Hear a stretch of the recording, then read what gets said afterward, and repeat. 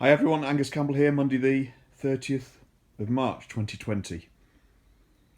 So back onto the lighting and still carrying on now with the some of the final electrical bits and pieces. So just to recap then, yesterday I published a video whereby within that we completed knitting up the majority of the main loom, including all the gubbins behind the headlight. And there were still one or two things to sort out. The first one was the indicator warning light wasn't working properly. And tinkering around again, I eventually traced that to the fact that it was wired correctly, but there was a bad earth on the bulb and it was causing all sorts of issues. So that was that job done. The next thing was with further testing. Then I'd got dip and main beam wires the wrong way around on the back of the bulb, but that's now sorted. But then the final thing was, as you can see, I've got the headlight on at last, but that was a bit of a game because there was interference between the back of the reflector and the warning light bulb holders and bulbs which obviously extend inwards, but you've not got a lot of room there with these shallow backed headlights. And I'll show you the reason why, and that is because these pattern warning light bulb holders, as you can see, have two spades sticking out of the back, which means that overall there's a significant depth to that.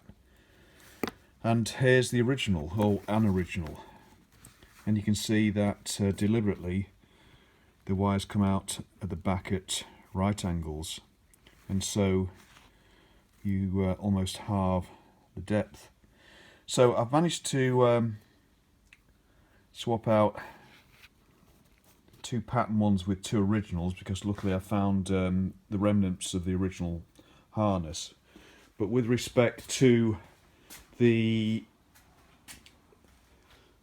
oil warning light, stroke ignition when there's no oil pressure, which is on the right here, you'll see that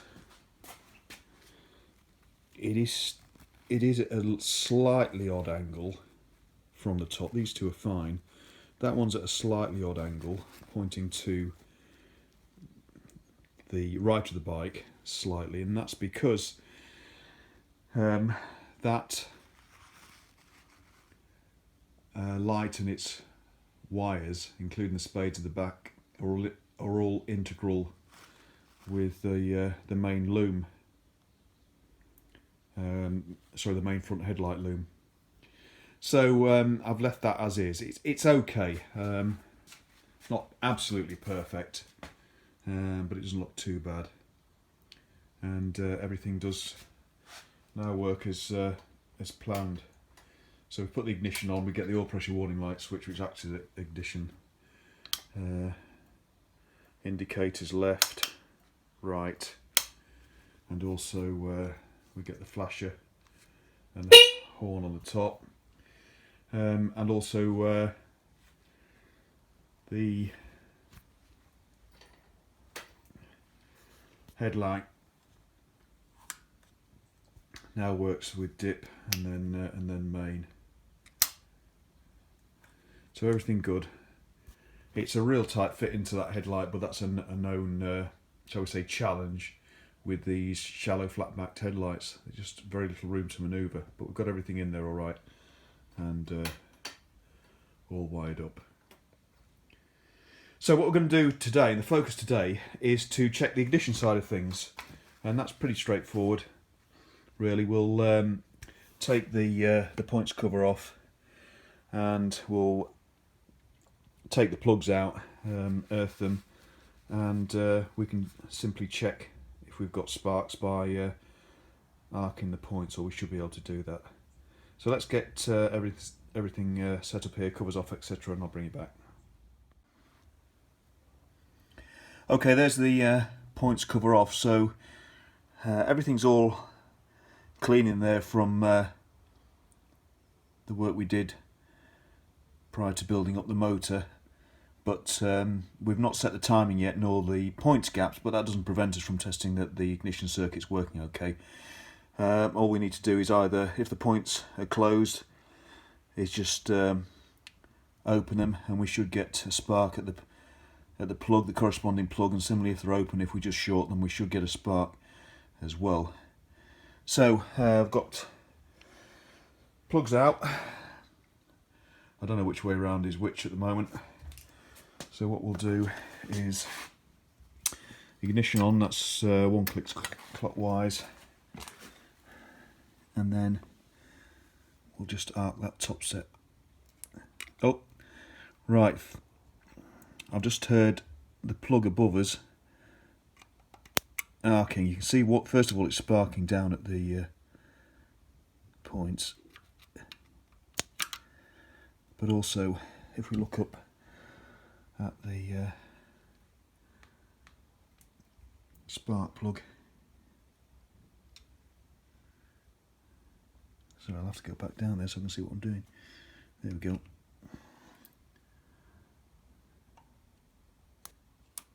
There we are, sparking.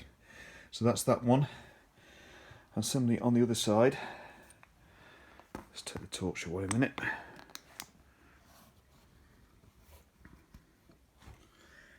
If I open up the other points, there they are.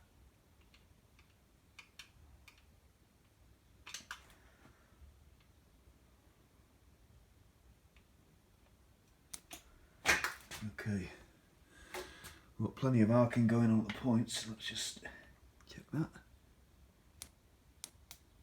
There we go.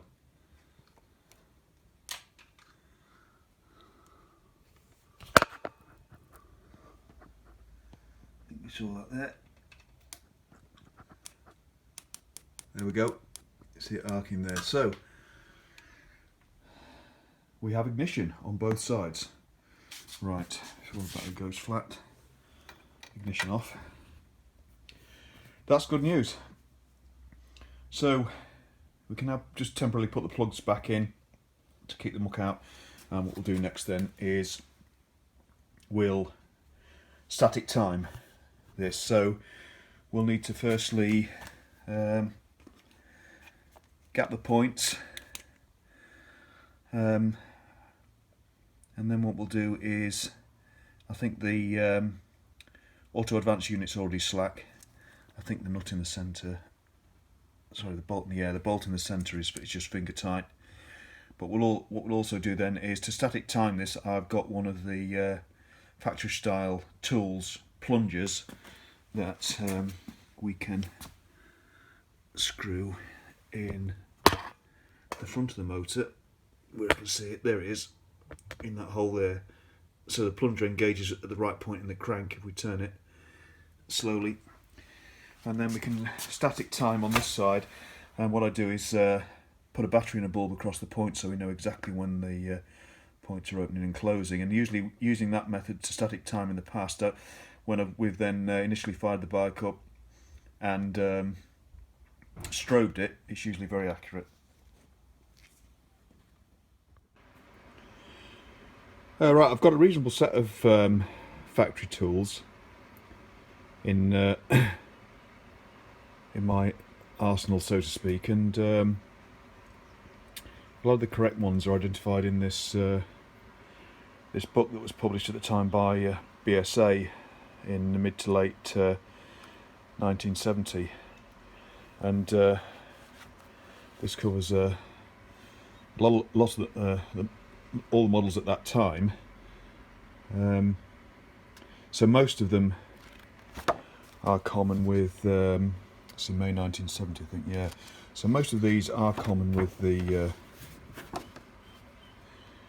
71 range, and I've only ever seen this copy. I've never seen one before. I managed to find this, and they're all grouped into various aspects of or various large components. So we've got engine, clutch and transmission, etc. And it's quite an invaluable book, really. But anyway, on the back of that, I managed to source quite a few of the tools, and one of them is the timing plunger for the crankcase on the crank. And you think, great, that'll do the job, but in fact this one that I've got isn't quite right. I believe this must be for the A75, because although it appears to be the right diameter and the right coarse thread, as per the plug that came out of that hole, this is the original one that came with the motor, and it looks in pretty good condition because I've cleaned it up, but you can see, there's been a butcher at it. So God knows, again, it's just another example of the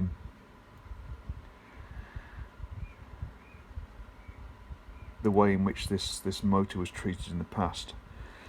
But anyway, I'm going to use it because I don't have a replacement, and actually most of it's fine. But anyway, if you compare that, it doesn't appear to be a long way off, and in fact this is a slightly wider diameter. The threads are correct, but that's very, very slightly wider. Why it's different, I don't know. So anyway, what I've managed to dig out in the stash is one of these. Now this is the stub that fits within the Fury chain case, and it's to accept on the inside the wire from the stator, which goes through that to the external side, and on this end you've got a sealing rubber that the cable goes through as well, that goes over that lip.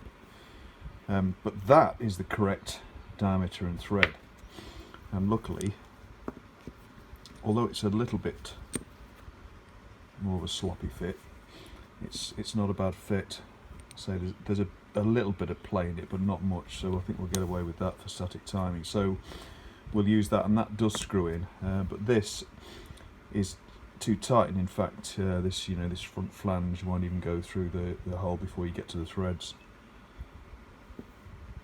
And in fact they are separate part numbers in this book. The A65 and the A75 plungers are slightly different. So anyway, we've got something we can use. So what we'll do first though is we need to ensure that the auto advancement mechanism is fitted properly and bolted up with the correct nipped up with the correct bolt, so we can then accurately gap the points, and then we'll get back to this. So that's the job we'll do first. Right, points gaps are good actually. I didn't have to adjust them, which is good news. Needless to say that this points back plate and the points are replacement items. There weren't any on this engine at all. There was just the remnants of an auto advance unit. So they are replacements, and they are good. Points are lovely and clean. So what I've done now then is got the plunger ready to go, and we just need to turn the engine gently now and locate that. Two ways of doing that, obviously. I've still got the cover off the rotor on the other side, so I could put a socket on that, but alternatively I've got the plugs out anyway, because once that plunger is located we need to see which side we're timing up first. So as the plugs are out, then we can use the kickstart, which I've been using to turn the engine. So we'll do that gently and locate, and we'll take it from there. Right, I've turned the motor a few times, so I know on this side when this piston's coming up towards the firing stroke and no valves are open, and I've just turned it over gently with the kickstart. You can see the pistons at the top there, and the plunger is engaged. You can't see much from here, but take it from me, it is. You've got to be quite gentle with it. So we know now that that piston's in the correct position to statically time this side. So what we'll do now is we'll turn the ignition on and we'll short the points so we know and can confirm which set of points relate to this spark plug.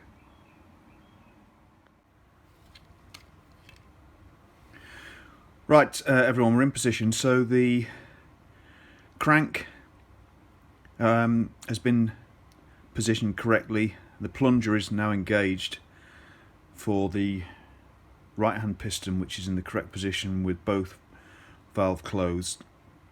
So we're working on the sort of top right set of points here, and I've set up an indicator light. Bulb is here, so we can tell when the points are opening and closing. Obviously the points are closed at the moment, which is why the light is on. All it is a small indicator light just connected to a battery. But the thing to bear in mind when you're doing this is that, first of all, one side obviously goes anywhere to earth on the engine, and the other side goes to the circular spring clip of the points. And in that manner then we know that if the points are closed, we'll get a complete circuit and the bulb will be on. And if we manually open the points with the clip in the right position, it's difficult to get the clip, this damn circlip, in the correct position without it touching earth. These croc clips are a bit too long, really.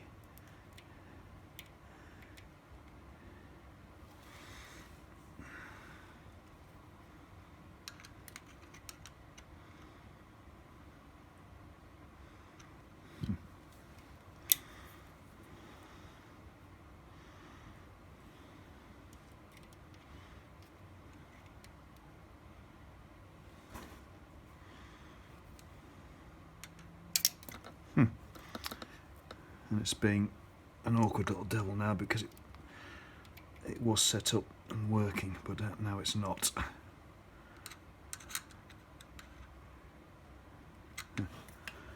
No good.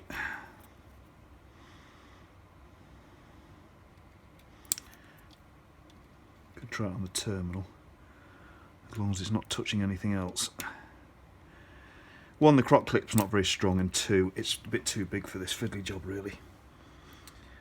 The top set of points is more awkward than the bottom set, simply because of access to the spring.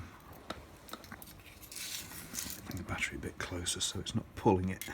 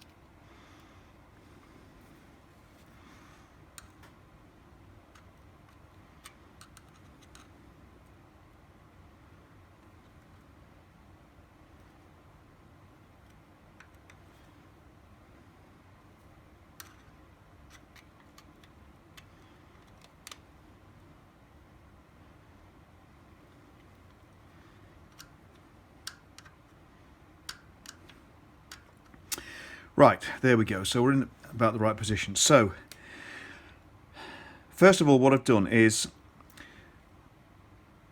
because the auto advance unit had been off this motor, what you've got to do is put it roughly in the correct position first.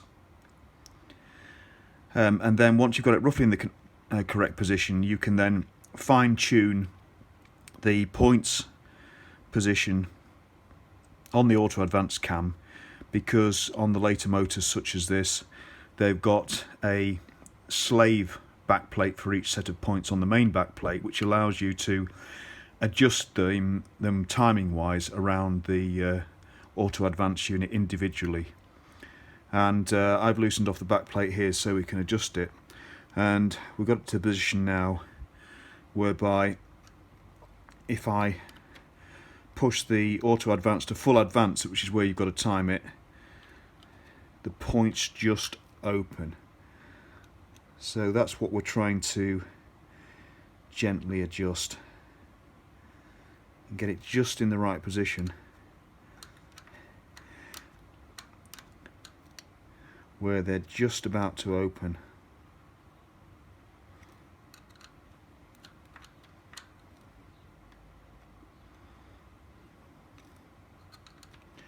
Like so. So when I turn the auto advance, the bulb goes off.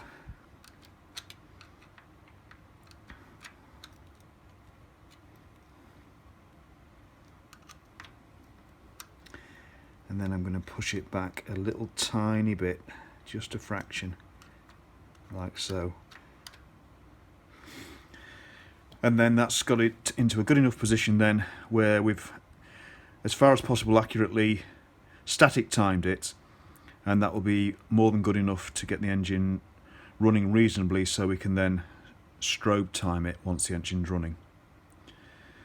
So that's the way that I normally time up. So what we need to do now is do exactly the same for the bottom set of points in the left hand cylinder, and obviously that's going to use the same groove in the crank. It's just that we're going to be rotating it 360 degrees, so we've got the left hand cylinder coming up to the firing stroke, and then we'll time the bottom set of points in the same way. But what I can do now with these set of points is now, using the two locking screws, is anchor up the slave back plate onto the main back plate.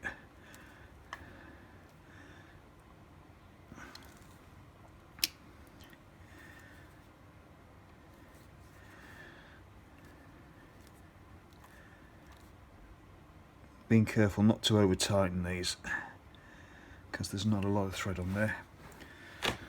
And that's it. That's that job done. So what we can do now, slightly out of shot, is pull the plunger out of the crank, and with the kickstart and a bulb, I'll now turn, sorry, a torch, kickstart and the torch.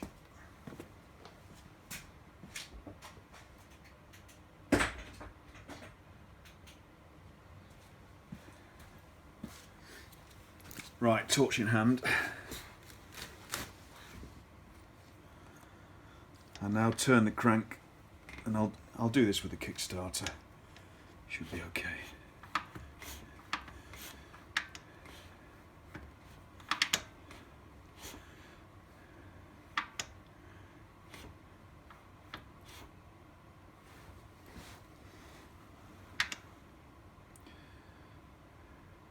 And I can now see the right hand piston coming up, but this isn't its firing stroke, but the left hand piston will be, so I now need to keep a slight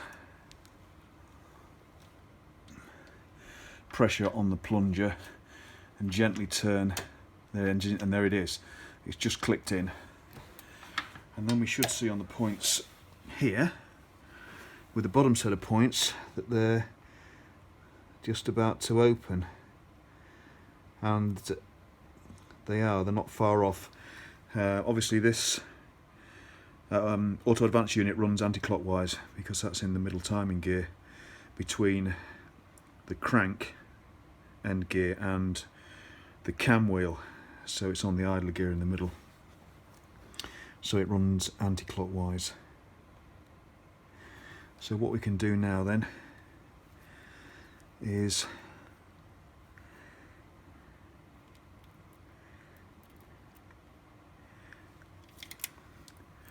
connect up the crock onto the bottom spring.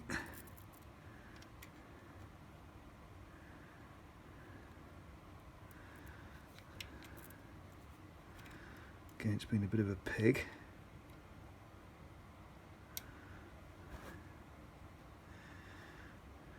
And those should be closed actually.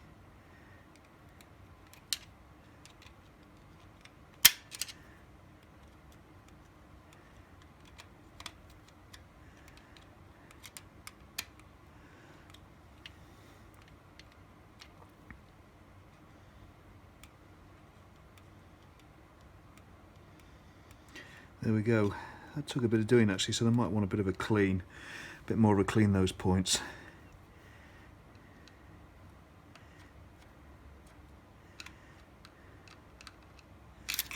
Whoops.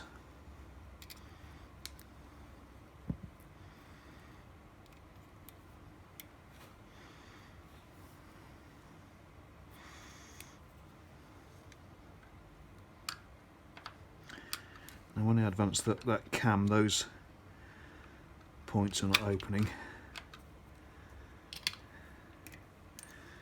So what we need to do then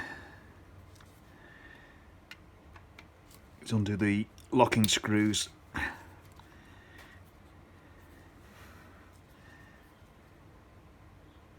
to its back plate. There we go. These screws are a bit soft, but if you use a good screwdriver they should be alright. You can see with this one some of these have been butchered a bit. One of them in particular, that one up there, is in a bit of a mess. But it comes undone though, and that's just to adjust the points gap on the tops of the points. So the screws are okay, so that's the bottom set of points can now be rotated, there we go, around the cam, so we'll advance that a bit. There are little eccentric adjusters on each of the slave back plates, so you can move them with you know, quite sensitively.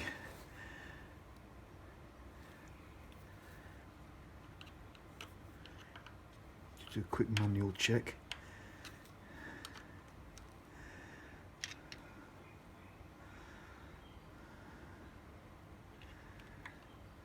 And a bit more.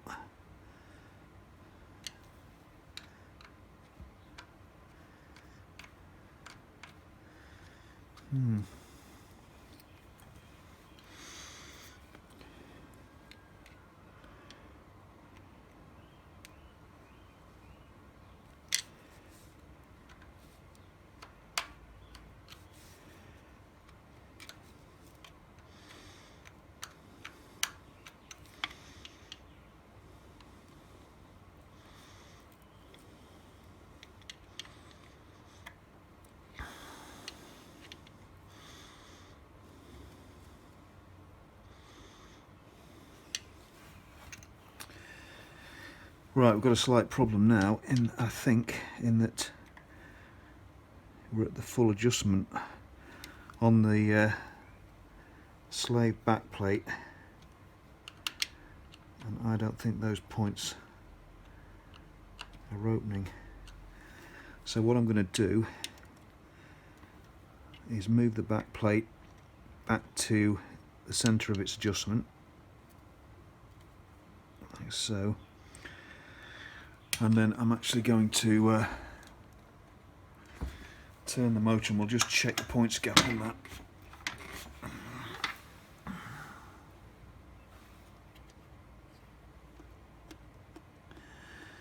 Gone slightly past the mark there, but it should be alright. Does look okay, but let's just check that those are 15 thou. That's what they should be.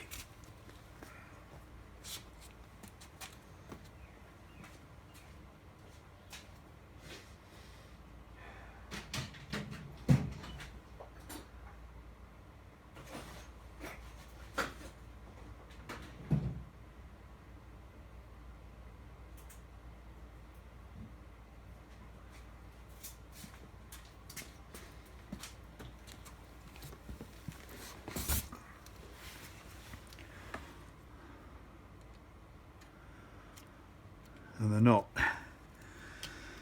So let's adjust them.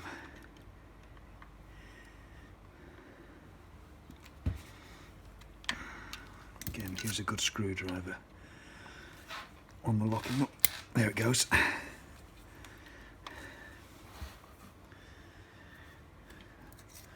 And again, with adjusting the points, there's a small eccentric we can use as well.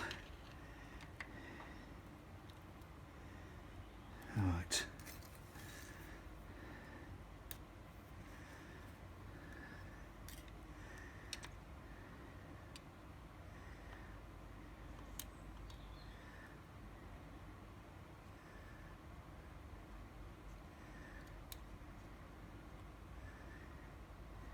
Okay.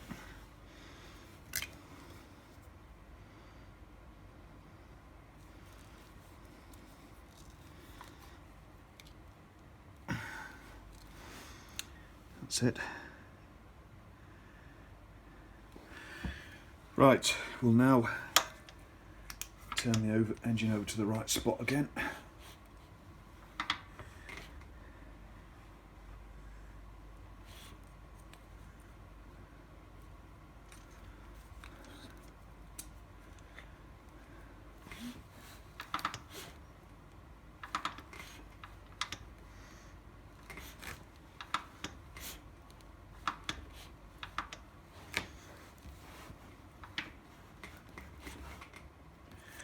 Right, here comes the piston, so we'll put some pressure on the plunger.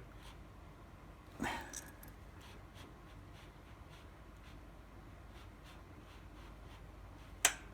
she goes, click.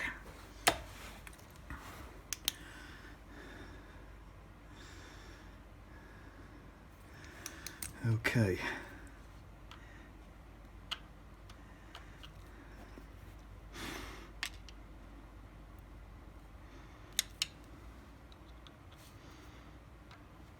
Alright, here we go. Right. So the points are now opening within the adjustment of the slave backplate. So they weren't quite gapped correctly. I thought I'd check those, but obviously not. Now the auto advanced unit has been fully tightened up. It might be in a slightly different position.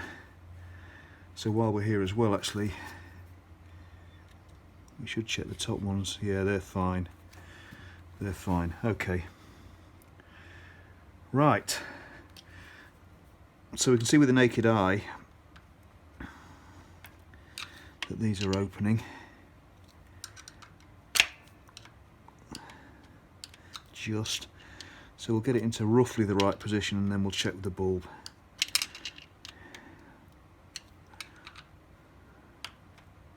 Somewhere around about there.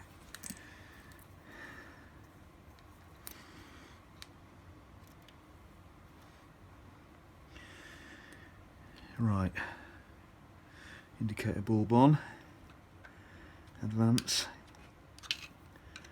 Doesn't go off. Just check that it does go off with the points. No, it doesn't. So I've got that on wrong.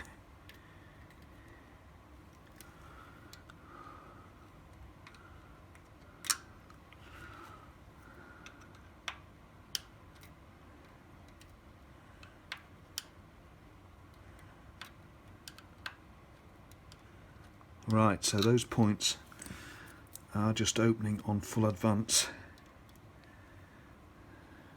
Let's hold that in position so we can just do another check. There we are. Right, so we'll take them back a little tiny bit. Ooh, close.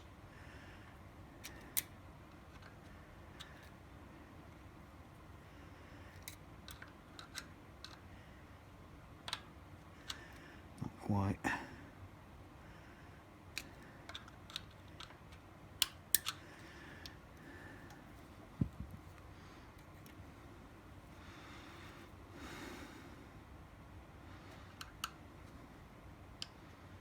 We are there, so we're going to back it off a little tiny bit.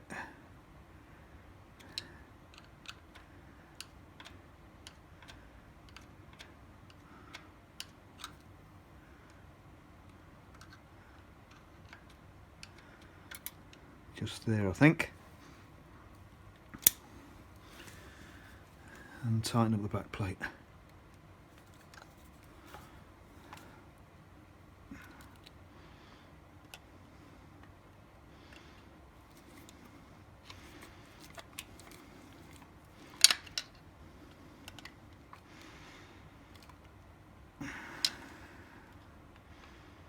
Make sure everything else is tight in there.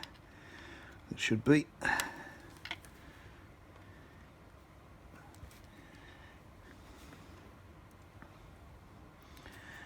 And also the back plate mounting screws are tight, the main back plate.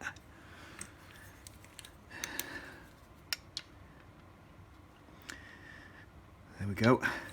Now if we'd have run out of adjustment on the slave back plate for this set of points, then we can slightly rotate the whole of the main back plate, but that would have meant then we'd have to go back and time the other cylinder again, which is no great shakes.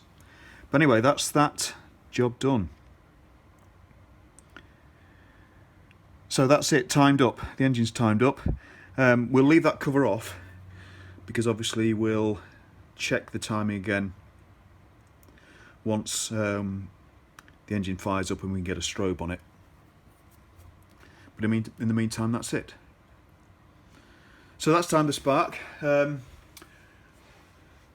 the meantime, some cables have arrived, so we can go back to the control side in the next video, and we'll put the choke cables on. They're here, and one of the throttle cables, and hopefully I'm just awaiting on one or two bits and pieces to connect the front brake cable, i.e.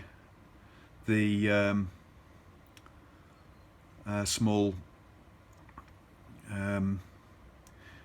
not nibs, nipples, etc. for the twin leading shoe cams, brake plate cams, actuator cams. So they're on the way as well. I've got the originals, but they're in very bad shape. Right, we'll leave it there for this one, a bit of a shorter one. Thanks very much for watching, everybody. Thanks for any comments, subscriptions, etc. We'll button this up, and in the next video we'll go back to finishing the control cables. Thanks again. Cheers, bye-bye.